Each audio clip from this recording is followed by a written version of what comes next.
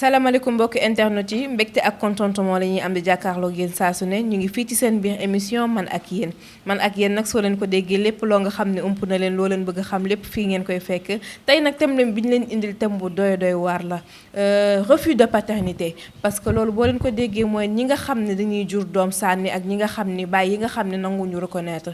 amaana wax duñu ko tamit pour di vexer ñi nga xam ni loolu dal na leen wala di wax leen loo nga xam ne dina leen metti mais juste pour waxtaan la rek sottante xalaat xanaa ma nuyu samay invité rek Aïda Aïda nuyu naa la. fay naa la Maysa. Aïda li nga show nii lan la. gis nga. nuyul suñu mbokk internet yi. asalaamaaleykum maa ngi nuyu sa téléspectateurs yi ñuy seetaan. ñi nga xam ne jël nañ seen temps pour seetaan yi.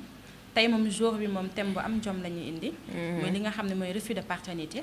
comme ni nga koy waxee rek chaque jour. dañoo ñëw tey pour waxtaan si parce que bëri na si dëkk bi. mën naa ni kër goo dem mu ngi fa aussi. wala aussi dëkk boo dem tamit mu ngi fa taxaw. donc tey ji loolu lañ leen indil pour waxtaan ko pour sottante xalaat pour kenn bañ a mer. waxuñu ko pour ñi nga xam ne tey seen papa daf leen bañ a reconnaître wala ñuy fàttaliku démb. dañ ko bëgg a waxtaanee rek pour ku nekk sottante xalaat. dëgg la merci beaucoup. waaw Aïda nuyoo bi am na solo lool xam naa ne ñooy suñu beneen invité docteur Lo Cisco. Maysa comment tu vas. nuyu nañ la. maa ngi lay fay di nuyu képp koo xam ni téléspectateur u Thiey Dakar la di leen wax ni aujourd'hui ñu ngi fii pour un thème bien défini refus de paternité donc Cisco votre docteur Love. d'accord waaw nuyoo bi rafet na comme ni ngeen ko gisee ñu ngi fii nii ci biir Thiey Dakar émission bi ñuy wax man ak yéen tey thème bi lii la woon comme niñ ko waxee nii dëkk bi toll na foo nga xam ni tey xale yu jigéen ñi ñu ngi foowee seen bopp ñeneen ak ñeneen ñi nga xam ne am nañ jëkkër aussi ñu ngi foowee seen bopp ba tey xëy ñu jël ci biir jële ci loo nga xam ne loolaange la ba ku góor ko du nangoo reconnaître li tax nag du nangu reconnaître ci la ñuy jëm si Aïda bëgg nañ xam xale yu góoru tey yi nii lan moo tax jigéen lan la lay won ba li nga tax tey bu ñëwee ni ko danga maa ëmbal maa ngi en état doo ko nangu d'accord. xam nga tey ji li may wax chaque jour rek benn doom xëyul ni fii daa war a juddoo. yàlla moo ko dogal ku ne fi ngay juddoo rek yàlla moo ko dogal kon tey ñun xale yu góor yi nañu xoolaat bu baax li ñuy wax. parce que cër gi nga xam ne tey ji sa papa xañu la ko sa papa ba nga nekkee xale ba léegi ma ngi lay tette ba ni nga màggee tey cër boobu noonu sa papa xañu la ko nga bëgg ko xañ keneen ki nga xam ne mooy loolu donc tey ji ñun nañu xam nu ñuy def bu baax a baax xale yu góor yi te lan moo gën a tax sax xale yu góor yi di bañ doom yi cela veut dire que am na jigéen yi nga xam ne sax du ñëpp a bon sax parce que lépp loo gis rek am nañu baax am nañu bon mais tey bu subaa nga nekk ak Pathé bu ginnaaw subaa nga nekk ak Mamadou ginnaaw suba nga nekk ak Ousseynou nga nekk ak ku nekk foofu laa bëggoon dugg tey jii boo jëlee kenn si nga ni ko moom de moom mooy ëmbal nii mais est-ce que dina ko ñeme nangu bu fekkee chaque jour mën a gis a góor gu bees mais du ko nangu donc ñun tam am nañ si pas responsable nañ si bàyyi xel bu baax. d'accord côté boobu noonu sax dama ciy ñëw parce que liñ naan jigéen li tax ñu lay respecté yow yaa koy def ndax amaana mën nañ jàppale jigéen boo nga xam ne day cuuc capp di farantu fu nekk kooku yaakaar naa ni yow muy yow ku góor ki bu ñëwee ni la dama la yaa ma ëmbal bu la neexee nga bañ de parce que xam na ni yamuloo ci kenn donc côté boobu noonu tamit xale yu jigéen yi war nañ ci bàyyi xel docteur la bëgg nañ xam ba xam yow ci cadre xale yu jigéen yi nga d'accord ou bien ci góor yi. waaw non xam nga quand on parle de refus de paternité dañ ko war a analyser ci angle yu bari. genre le pourquoi refus d'abord c'est-à-dire essayer d'aller au-delà lan mooy indi refus bi maanaam nit ki nga xam ne nekk naa ku jigéen ki mu dem ba ku jigéen ki ëmb. nga daw say responsabilité ça veut tout simplement dire que ni relation yi nga xamante ni ki nii dañuy tissé wu à l'insu de nos parents maanaam parents yi nga xamante ni seen doom dinañ génn ci biti bëggante duñu yëg duñu tin léegi ñoom ñi ngi gisee de façon clandestine di dund li ñuy dund su fekkente ni ki nii ñaar ñu immature la bu ci ëmb amee le mec ku góor ki mën na paniquer tiit jaaxle donc du mën a gàddu responsabilité bu toll noonu. est-ce que d'accord nga ci loolu. waa benn côté bi mu wax tamit dafa am leen li ma siy souligner parce que dafa wax rek am lu ñëw sama xel mooy même bu fekkee tey tamit tiit nga wala jaaxle jàpp na lépp lu mun ci dem rek.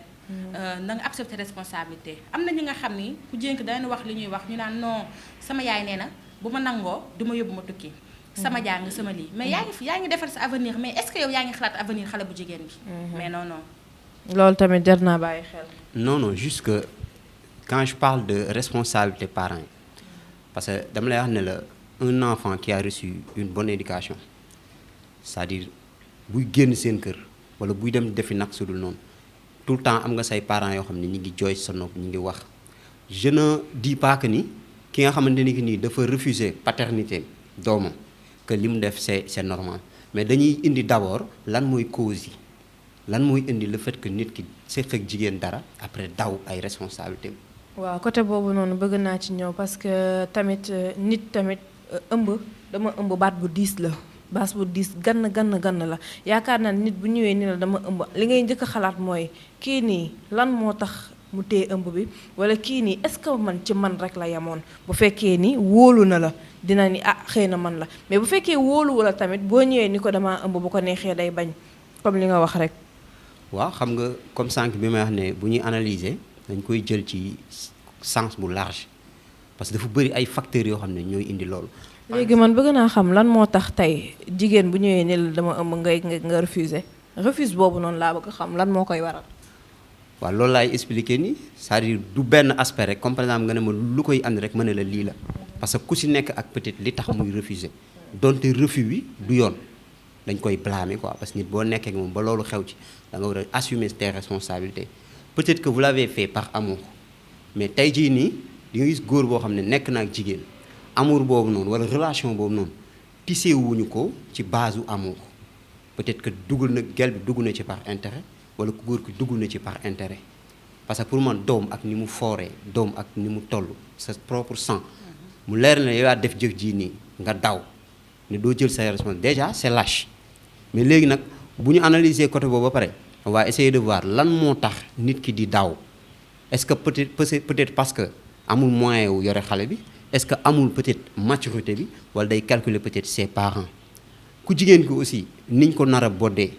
niñ ko nar a xalabee niñ ko nar a wax erreur nag ku nekk moo koy def donte duñu cautionner peut-être erreur yooyu noonu. d'accord Cisco ndax yow tey sa copine boo nga xam ne yaa ngi génn ak moom mu ngi génn ak yow mais mu ngi génn ak keneen en même temps tey mu ñëw ni la danga ma ëmbal lan nga koy wax. waaw bon peut-être que damay wax de façon générale pas peut-être Cisco mais tey jigéen bi nga xamante ni day génn ak ñaari góor loolu dal ko ñaari góor yi bu fekkee ñoom ñaar yëpp dafa doon sékk ak ñoom dara peut-être que ñaari góor yi mën nañ ko bañ a xam mais moom personnellement souvent on dit que jigéen ku ko ëmbal xam na kan la mais je suis pas d'accord à 100% ci loolu. Aïda yow nag d'accord nga wala d'accord jigéen moom ku mu tiim ba ni carrément yow yaa ma ëmbal kon yow yaa ko ëmbal. non attends xam nga parfois da ngay gis jigéen mu nekk ak ñaari góor kii mu toppee ko xaalis kii mu bëgg ko. yaa ngi comprendre jox kii xolam. waaw léegi su fekkee ki mu toppee xaalis kooku proposé na ko xaalis ba tëdd ak moom alors que moom kële la bëgg ki ko proposé xaalis bi ki mu toppee xaalis ëmbal ko par exemple tey te moom kee la bëgg moom mën na dem tëdd ak kee jiiñ ko parce que xolam kee lay nangu. non man d'accord ma si côté boobu parce que yaakaar naa gis nga doom nga mu ko juróom-ñeenti weer wasin ko. man yaakaar naa waroo ko xañ kan mooy papaam bay xool ki nga bëgg ak ki nga toppee intérêt ki nga bëgg sax même boo ko bëgg même boo koy ñàkk tamit ku doom ki am na droit xam kan mooy papaam parce que deret dafa fort deret du réer de surtout doom yi nga xam ne tey jii moom la ñuy bañ a reconnaître doom yooyu heure bu ñu juddoo nuroog seen papa te li may wax si xale yu góor yi aussi parce que tey jii day naan man maay doomu diw sama yaay li la fi doon sama papa li la fi doon lépp lii famille bi ma bokk yax bu réy bi ma bokk te yow amoo dara yow ko jigéen donc doomu baado la nga mënuma reconnaître sa doom te ñàkk am du doomu baado la. loolu lañ naan yàlla nañu yàlla musal ci waajur buy jënd gure di tuubali doomam. waaw ndax yaakaar naa doom tey jii moo war a ñëw tuubal waajuram mais pas waajur ñëw di tuubal doomam côté boobu nag may sama wax la si lenn. parce que tey gis nañu ki nga xam ne papaam reconnaître ko ba mu nekk xale mu dem ba màgg am alal ju jeex am alal ju ne. waajur nag ba mu tolloo si digg jamonoom faalewul doom ji dem na ba nekk cadre muy tourner di dem di topp si ginnaaw doom ji bañ ko faale wala mu naan may doomu diw sama doom la au moins ça doom ji bañ ko faale nga dégg sénégalais yi nga xam ni nag ma baal si wax ji tuuti parce que am na sénégalais yoo xam ne dañu hypocrite kii sa papa la tey jii yow nen nga moom xeer la bu dalee sa kaw da nga toj boo dalee sa kawam day toj mais est-ce que fàttaliku nañu avant ba waajur gi bañ a jur doomam non fàttalikuñ ko de mais xaalis bee tax ñuy wax mais doom jooju ñu naan nen la non nen bu diis la ndax nekk nen bi nga xam ne yàlla yaral na ko boppam kon hypocrisie boobu nañu ko bàyyi tuuti si dëkk bi Aïda tey yaramam dafa tàng dafa mel ni waa Cisco Aïda li mu wax am na solo lool. waaw non dëgg la c'est-à-dire pour ànd ak moom ci côté bi mu wax comme li ñu naan doom nen la maanaam doom dafa war a daw àq waaju mais tam am na ci contexte yu ñuy nekk parents yi dinañ amel àq seen doom parce que xale boobu noonu il n'a pas demandé à naître tu vois léegi ñu jur ko peut-être ci yenn conditions yi après bàyyi ko moom il grandit sans un père sans benn amour paternel bi yàlla def. léegi man bëgg naa xam Cisco doom baay bi nga xam ni ëmbal nga doomu jàmbur tey mu ñëw ni la danga ma ëmbal maa ngi nekk en état nga daw lijjantiwoo ko xale bi bis bu juddoo nga bëgg ñëw rattrapé waat yow ndax di nga nangu ay loolu yow laa koy laaj ba xam yow tey di nga nangu ki nga xam ni ëmbal na la nga ñëw wax ko ëmb naa mu daw ay responsabilité ni la du man doom juddu mu bëgg a ñëw. xam nga am na xale jigéen yi nga xam ne tey gis nga ëmb juróom-ñeenti weer ni ma koy waxee sànq dafa metti donc tey nga wasin ki nga xam ne moo la ëmbal lijjantiwu la dundalu la faalewu la joxu la ordonnance joxu la dara wasin ba ñëw metti loolu trop sax léegi yow nga yar sa doom ba màgg mu ñëw toog ni carrément man maa jur mais wax dëgg yàlla duma ko nangu. Cisco yow di nga nangu. non mais xam nga bu fekkee ne xale boobu ci amour la juddoo bien que ku góor ki daw na ay responsabilités man gëm naa ne que àdduna mën na dox ba ku jigéen accepté ko parce que bu fekkee ne l'amour dans son vrai sens du terme. ñun waxuñu ci amour fi mu nekk nii ñun docteur Love da nga bëgg yow sa docteur Love ki foo dem yóbbu ko fii tey amour amu fi refus de paternité la ñuy waxtaanee donc bu ci dugal amour. d'accord mais question bi da nga ni ndax ki nga xam ne dafa daw responsabilité mais xam nga tey gis nañ fi jigéen boo nga xam ni bari nañ fi tey di nga ànd ak góor te yéen ñaar seq amul yéen ñaar génnu leen vrai ou faux donc cadre amour dugaluma ko foofu man. waaw su fekkee ci contexte boobu noonu la ku jigéen ki mën na bañ a accepter mën na xool ne tamit bugguma yar sama doom sans papa bugguma xañ sama doom amour paternel. ndax yow d'accord nga loolu parce que jigéen bu nekk ñaan na yàlla ki ka ëmbal mu reconnaître doom ji. si bu koy reconnaître si ba muy teel mais dañ naa am na xam ne boo fa tolloo bëy day weesu mbuus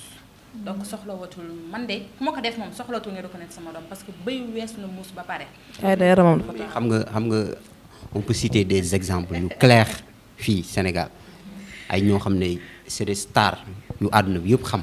ñoo xam ne ils ont vécu loolu noonu ba tey yoruñu sax seen santu yaay lañu jël mais àdduna dox ba ñu retrouver wu avec leur père ñu def paix waxtaan jubóo parce que tamit deret moom moo fort te nit même bu dee parent bi daw na ko wala bañ na ko parce que tamit jeunesse ci la nit di defee yenn erreurs yi mais boo demee ba màgg am 40 ans jëm kaw tu deviens un sage tey bu fekkoon ci âge boobu noonu nga defoon loolu doo daw peut-être que moment bi ngay def tu avais 18 ans tu avais 19 ans tu avais 20 ans à la fleur de l'âge amoo woon yenn opportunités yi léegi daw boobu noonu àdduna da lay jàngal nag léegi ñun dañu war a jël exemple yooyu pour ñi nga xamante ni que dans le futur nar nañ dund loolu ñu xool ne que xale bi war na mën a màgg ba tekki. mais yaakaar naa ni loolu tamit li koy gën a indi refus de paternité boobu noonu des fois da ngay dugg ci famille nga nekk ci famille bu macha allah. nga ñëw waa ji day nekk benn waay boo nga xam ne samba booy la. tey bu dekkee kii suba mu ngekkee yor xaalisam bu dul jeex jàpp xale jigéen di leen foowee léegi yow tey nga ñëw ni ko waa ji da nga ëmb. waa ji est-ce que xam nga ne bu demee ci ay parents moo waxtaan ak ñoom parents mi ñoo ko naan déedéet bul nangu parce que ci famille ba nga bokk moo tax. loolu moom bëri na balaa may dee rek naa yax bu rëy bi nga bokk moo tax. te ba nga dalee bokk si yax bu rëy bi nga bokk gisoo kenn ko fi def kon yow waroo ko fi def mais est-ce que parent bi kooku di yaayam wala kooku di papaam est-ce que mu ngi xalaat ni kii deretam mu nekk si mbedd mi mais non lu jar a xalaat la. parce que tey jii am na ñi nga xam ne tey jii si histoire yu bëri ñu ngi fi parce que des fois nga dégg nit wax lii wax la leen ñaar ñi nga xam ne ñoo bokk benn papa xamante wuñu ñu dem kii màgg dem ba gisante ba bëggante léegi bu ñu sëyee kan mooy faute bi. parent bi xam nga parent bi faute bi kon tey jii nit ku ne na nga reconnaître sa doom mën a téye sa doom bu baax a baax même bu fekkee sa reconnaître sa doom sax mais na nga xam ne carrément am nga doom fële ba ba léegi sa njaboot bu ñu màggee sax ñu xam fu ñu teg seen tànk mais sànni doom tey mën na sëy ak sa benn njaboot bi nga xam ne xamoo ko te boobaa moom wax dëgg yàlla mooy loolu. Cisco yow la ñu mën a wax ci loolu noonu ci côté parents yi. waaw léegi xam nga Aïda tontu na boppam loolu moo tax ma naan c'est-à-dire benn jigéen bu góor def loolu bien que damay condamner góor yi def loolu mais benn jigéen warul xañ doomam papam parce que par exemple tey soo nëbbee xale bi papam xale bi dem ba màgg comme on le dit rek papa ji am beneen doom feneen ñaan ñooñu mën nañ dox daji bëggante tu vois léegi lan mooy cause loolu noonu mooy que ni yaay ji peut-être mere na papa ji abandonné na ko mu topp abandon boobu fàtte que xale bi am na droit xam papam même bu fekkee ni papaam nit ku bon la day tox day naan wala da ko abandonné woon mais xale bi moom il a le droit de connaître son père. d'accord yow Aïda d'accord nga ak papa bi nga xam ni reconnaître doomam ba doomam xëy màgg nekk dara ci dëkk bi est-ce que yow d'accord nga ci côté boobu noonu xale boobu noonu tey bu màggee papaam nar a ñëwaat ba xam ni nga d'accord moom mu nekkaat ak papaam. waaw mooy sànq li ma wax rek xam nga Cisco nee na l'amour mais je dis que l'amour et la haine c'est juste un seul pas. donc tey jii tamit nit ki loo ko bëgg mu refuser doomam am na fa xam ne boo fa yeggee rek vengeance day am. parce que tey am na doom yi nga xam ne dem nañ ba màgg gis seen papa am problème ak seen papa faalewuñ seen papa lijjantuñ seen papa nekk daraja ci dëkk bi nga xam ne tey ji yor nañ seen alal seen papa wër di topp seen ginnaaw te faalewuñ leen donc man de ma part personnelle du ma blâmer ñooñu parce que la ñu jaar ba yegg si foofu noonu ak tolof-tolof yi nga xam ne jaar nañ ko ak tolof-tolof yi nga xam ne tey seen yaay daj na ko mooy ak njureel bi tourné waat tey jii seen yaay li nga xam ne tey di leen jox ndékki di leen jox añ di leen jox reer toppatoo leen fay leen seen école mais ce moment là où était votre père quand même mais doo bàyyi ba ma am li may am ba pare nga mën a ñëw naan yaay sama papa non ça c'est l'hypocrisie totale. d'accord waaye mais est-ce que jotul tamit xale jigéen ñi xam bu baax góor ñi ñu koy séqal. xam nga tey ji mënoo xam nit ku ne bu xamoon tey kan mooy jëkkëram kon yaakaar naa duñu farantu góor bu ne bu xamoon kan mooy jabaram aussi yaakaar naa du doxaan kenn xamu ko donc ndogal yàlla mooy jógee fu nekk mais tamit war na ñu seetaat bu baax a baax yan góor lañ koy séqal. parce que am na solo te bàyyi góor yi nga xam ne dañuy jaay taar ñi nga xam ne ay borom alal lañu wala lii wala laa gëmloo nit ki nga xam ne tey jigéen la nga ne ko bëgg naa dama lay takk mu wóor na at lu yàgg ba sa parent nangu nga takk kooku noonu ndogal fekk la si moom bu sa doom ba pare nga koy bañ. Cisco loo wax ci loolu. non xam nga le pourquoi souvent man je parle d'amour parce que man dama jàpp ne on ne peut pas vivre non fii xoolal fii amour amu fi dégg nga. bàyyi ma développer li ñu bëgg a wax nii c'est-à-dire on ne peut pas vivre dans un monde où il n'y a pas d'amour loolu mënul nekk boo demee ba ne refus de paternité ça veut dire que li jiitu refus boobu noonu il y avait peut-être un amour. non mais Cisco gis nañ fi genre ñoo nga xam ne tey ëmbal nañ leen te amour mosu fa am ñoom ñaar mosu ñoo am relation juste salaamaaleykum maaleykum salaam rek la nga jox ko sa bopp mu biiral la. waaw d'accord na loolu bu fekkente ni nii da nga koy comme lu ma wax sànq analyser ci beneen angle mais bu fekkee dañuy wax ne ci cadre ñaan ñu xamante nekk ba sëy loolu juddu ci foofu laay waxee bu fekkee nag dox dajale nii mooy sànq li ma naan le fait que relation yi ni muy tiséewoo maanaam ni góor ak jigéen di gisantee bay bëgg nëbbu ko seeni parents maanaam de façon clandestine parfois intérêt dugal la ci mu leer ne ku jigéen kii nobb la xam nga Aïda mi ngi wax ne dañu war a xool ki nga xamante ni nii bëgg nañu waaw léegi est-ce que réellement relation yi de nos jours ni ñuy amee dañu mën a wax ne amour la mënoo ci génnee amour parce que l'amour ça se construit lu ñuy tabax la step by step li ki nga xamante ni yow leer ne man ak yow tey la rek vite fait je t'aime moi nii après noonu après ngeen sekk dara xale juddu foofu noonu mënuñu wax ne mbëggeel moo am foofu noonu d'accord mais dama doon wax ni xale bi moom am na droit donc parent bi dafa am devoir quel que soit position wu papa ji mu bañ a xool rek moom digganteem ak papa ji mais mu xam ne xale bi juddu c'est un innocent. d'accord bëggoon nañ xam Aïda tey jigéen bi nga xam ni yow tey teg nañ la li nga xam ni moo di ëmb nga ëmb ak ni ëmb méttee juróom-ñeenti weer nga nekk ci sa biiru ndey di ko miirloo di ko wàcculoo di ko bañ loolu mu gënoon a bëgg di ko xiir nag ci lu mu gënoon a bañ bis ñëw ngay waaj a gane si àdduna moom muy waaj a wuy ji àllaaxira mu boole ànd ak loolu yépp di nax di nàmpal di tette ba nga màgg ndax kooku noonu yow tey jii nii sa parent bu góor parce que xale boobu noonu xëy na yeewu mu ngi gis yaayam waaye gisul papaam bu xëy ni la yaay an sama papa lan nga koy wax est-ce que loolu tamit faute boobu noonu tamit benn côté duñu wax ak yaay yi. non benn côté war nañoo wax ak yaay yi parce que tey ji di nga gis ki nga xam ne sa day nëbb doomam kan mooy baayam parce que mun naa ni d'une part mun nga blâmer yaay mais d'autre part aussi mun nga bañ a blâmer yaay parce que aussi am na doom yi nga xam ne judd nañ tey jii mais dañoo judd ci cadre viol donc ñoom tey seen yaay woon rus na jàkkaar ak ñoom naan diw mooy sa papa lii la ma defoon donc loolu tamit ñoom tamit du ma blâmer jigéen ñi mais tey jigéen am na yéen jigéen ñi xam ne maa ngi leen di blâmer aussi parce que boo amee sa doom jur ko fa nga ko war a juree tey jii war na mën a xam kan mooy papaam. d'accord Cisco loo ñu mën a wax ci loolu. waaw juste pour dire rek loolu tamit comme on parle pas de viol peut-être dañuy exclure cadre boobu noonu parce que bu fekkee viol la moom mënoo am fierté wu ne da ngay wan sa doom ni kii mooy sa baay tout en sachant que daf xam nga tu as été violé mais bu fekkee ni ci cadre comme li ñuy wax rek refus de paternité man mënuma d'accord pour rien au monde moom yaay ji xañ papa ji doom ji bonheuru xam papaam wala bonheuru nekk ak papaam juste parce que rek xam nga papa ji dafa dawoon ay responsabilités c'est-à-dire nit ku ne ci àddina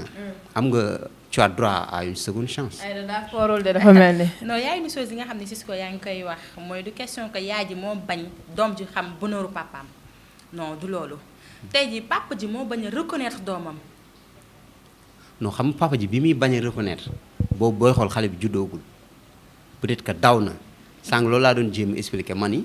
daw bi peut-être mën na nekk ci mu ñàkk peut-être mën yor xale bi wala mën a gàddu responsabilité mooy immaturité parce que moment bi muy def loolu bu maturoon nekk ko xam àdduna ak dret nu mu fooree du ko daw du bàyyi une jeune fille ëmb ak ëmb ni mu mettee ak ni ngay soxlaa peut-être ki la teg loolu noonu bu fekkoon ne conscient na de toutes ces choses du daw léegi dama ni foofu noonu yow c'est-à-dire war nga mën a am léegi li ñuy wax nu mu tuddati deuxième chance mooy su fekkee ni dem nga ba bëgg léegi gis sa doom bëgg ko retrouver pas par intérêt man je parle pas de sa doom dem na ba am nekk dara ba tekkeek yooyu nga koy wër ndax loolu mais nga koy wër parce que peut-être que sa doom la parce que léegi yow réfléchir nga xam nga ne waroo woon def lii nit ku nekk nit nga léegi nag xale bi aussi laay wax peut-être bu fekkee ne ni ki ne xale la mënul comprendre yenn yi mais au fil du temps muy màgg dina gis ay moroomam di gis seen papa di ànd ak seen papa sama papa moo ma jëndal lii moo ma defal lii moo ma defal la léegi xale boobu noonu tey même ci participation éducation c'est-à-dire loolu daf koy soxla sentir que ne voilà sama papa mi ngi nii wala sama papa nekk fi dafa voyage wala yooyu noonu yaay ji pour dimbali xale bi mën na ko sax gëm loolu mel noonu parce que am na xale yoo xam ne xale yëpp yemuñu dimension wu xel am na si xale yoo xam ne sans amour paternel mën nañ dévier. mais Cisco est-ce que tamit nag waruñu xalaataat bu baax ci góor ñi nga xam ni tey ñàkkuloo loo nga xam ni tey jigéen bi nga ëmbal war nga ko mun toppatoo mais est-ce que tamit jotul ci côté boobu noonu ba xam loolu tayeef la wala lenn loo nga xam ni la da nga topp sa nafsu bakkan ba bu ëllëgee tey bañ boobu noonu nga bañ xale bi àdduna mën na dox xale bi dem nekk lenn ci dëkk bi yow nga dem ba amatuloo lenn di waraat ci ginnaaw xale bi est-ce que yow loolu di nga d'accord tey sa doom nangul ko bàyyam.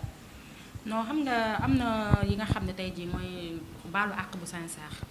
ak baalu àq bi nga xam ne mooy loolu bu fekkee papa ji ñëw na pour baalu àq mu sincère li nga xam ne xalaatu ci benn intérêt amul benn arrière-pensée kon doom ji war na ko mën a baal mais fekkee li nga xam ne tey ji dafa xalaat ni sama doom dara ci dëkk bi parce que war naa ko maa ko jur kon loolu man doom ji waru ko mën a baal. ah waru ko mën baal. non waru ko mën a baal. Cisco yow Aïda nee na waru ko mën baal de. loolu moom bon mi ngi dépendre ci peut-être kii ko dund rek peut-être kooku mooy mën a am xolu baal mooy mën a am peut-être xolu ñàkk baal mais bu ñu waxee aspect cause yi c'est-à-dire damay dugg directement ci conséquences yi foofu nag laay soutenir jigéen ñi maanaam conséquences yi le fait nga abandonner une fille enceinte dem li mu mën a jur ci xale bu jigéen bi ci lu bon peut-être que dem ba bëgg yar doomam seul war ko toppatoo su fekkee da nga am ay parents yoo xam ne amuñu doole wala bi loolu xewee rek dañ la dàq génnee la donc ci yow la fille tu es exposée te ku góor ki moo la ko teg te y a des vautours qui root ñoo xam ne ay góor yoo xam ne loolu rek la ñuy xool gel bu nekk ci situation bu metti ñu jéem la approcher xooy la xaalis xam nga ne voilà dañ lay jàppale alors que c'est par intérêt léegi yooyu noonu conséquences yooyu noonu muy jur foofu nag laay waxee ne du ñu mën a cautionner góor teg loolu jigéen ba pare daw. mais bëgg nañ xam ndax góor ma mérité na tey jigéen nga biiral ëmbal ko ba pare nañ ma baal ci kàddu nga ëmbal ko ba pare xale bu jigéen bi ak ni biir méttee yàlla bu dëkk ci kër goo nga xam ni dañoo metti sama yaay bu ko yégee dina lii am na ci ñoo xam ne dem na ba jaral na leen seen heure matu jotul sax ñu matu am na ci ñoo nga xam ni dem nañ yàq ci biir ba jëli ci ñàkk seen bakken xale yu góor yooyu noonu tamit bëgg naa ay da nga wax ñu ci parce que loolu tamit nekk na loo nga xam ne lu doy waar la parce que ëmbal bañ boobu noonu tax na xale yu jigéen yu bari fi mu nekk nii wóolootuñu sax xale yu góor yi tey da ngay génn góor sax mais danga koy ragal a jox sa bopp parce que boo ko joxee da nga naan ah kii de moom instant bi moom caaxaan la tal te xam naa ne bi ma fi biiree doomam fi la may bàyyi. non xam naa ne tey ji tamit même booy génne nit ki sax war nga xaram tax la nga soog a mën a seetlu moom dara. ñun xale jigéen nañu xoolaat suñu valeur. xam la ñu bëgg xam la ñu bañ. tey balaa ñuy sekk ak nit dara nañ bàyyi ba mu joxe ñetti trans ba pare te xale yu góor yi aussi tey nga ëmbal doomu aadama teg ko gàcce googu noonu yaayam amul papaam amul ay mbokk mépp amul mu metti loolu si moom mu koy muñ bis dina ñëw tamit gis nga góor ñu bari ñoo yàq xolu xale yu jigéen ñi. parce que day xalaat ni damay venger wu à chaque fois damay venger wu kii il faut que moo won ko li nga xam ne mooy loolu. tey jaajoo gi sax mën na am li nga xam ne def na ko si bopp doom ji mooy vengeance sa papa faalewu la sa papa la léegi doom ji bu màggaalee xalaat boobu noonu est-ce que bu ëllëgee doom ji dina mën a baal papaam mais non. donc ñun yaay tamit nañu bàyyi suñu problème ak même bu fekkee sax dafa refuser suñu paternité doom am na yenn yu xam ne si nañ bàyyi di ko dugg si bopp xale yi. d'accord Cisco mu ngi ree. ah non parce que dama xam ni ay da commencé na comprendre man fi ma doon waxee quoi parce que xale bi moom yaay ji moo ko mën a dimbali. peut-être bu amee guéguerre bu mu war a régler c'est juste entre moom ak ki mu ko sekkaloon quoi tu vois responsabilité partagée nag. mi ngi ci côté wu comme rek voilà dire que góor yi xam nga ñoom ñooy la cause de toutes ces choses xam nga xale yu jigéen ñi aussi mën nañ leen jox benn part de responsabilité côté boobu noonu. parce que je me dis que ni boo yàkkamtiwulee quoi tu prends ton temps li ngay bañ a dégg rek l'amour moom ça se construit du ñëw nii du tic au tac waa ji neex na ma neex naa ko rek loolu feeling la nii rek physique la. mais li ngay suuxat ba di ko yëg xam nga di ko sentir ci nit ki du looy mën a expliquer du looy mën a gis léegi nag yow boo tollee foofu ak góor tey même bu sekkee ki yow dara ba loolu am ci kooku dina mën a am yërmandewu bokk ak yow métit boobu noonu parce que vous avez construit un amour solide mais bu fekkee ne relation yaa ma neex yi tak nii tout le temps noonu lay demee xale bu góor day def nii benn yoon am na nu muy demee sax danaan kii benn yoon laa wax dóor rek mu ëmb nga du man.